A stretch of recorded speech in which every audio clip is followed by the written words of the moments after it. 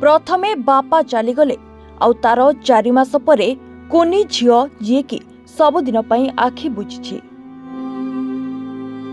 बुढ़ीमा पुओ को हराई नातुणीर मुह चाही दिन काटुथला आउ नातुणीर मृत्यु होई जाइछि सुनी ताहाकू सहजरे ग्रहण करि पारुनी आउ नातुणी को कहा हाथ को देउनाहांती मध्य निजे नेई सबगृहरे नातुणीर मृतदेह को घोड़ाई रखी आखिर लुह गड़ाउछंती।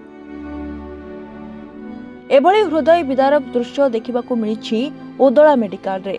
तेबे जहा सूचना रहिछि कप्तिबदा थाना कुसुनपुर ग्राम रे पानी रे बुड़ी जणे 2.5 वर्ष शिशु कन्यार मृत्यु होइछि। मृतक उक्त ग्रामर जितेन कुमार दास को 2.5 वर्षर झियो शर्मिला दास। आज को 4 मास पूर्वरु जितेनकर मृत्यु होइथिबा बेले तांको स्त्री सुकांती सामान्य मानसिक विकारग्रस्त। एभली अवस्था झियो शर्मिला जेजेमांको निकटरे रहुथला आउ गतकाली शर्मिला घर बाड़ी रे खेलुथबा बेले असावधानता वशत निकटरे थिबा पोखरी रे बुड़ी जाइथिले।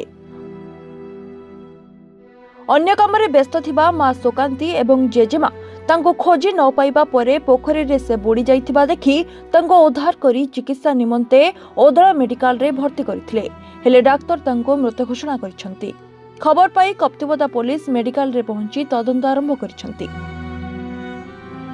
ओदलारू दीपक मिश्रଙ୍କ रिपोर्ट रिपोर्टर्स टुडे।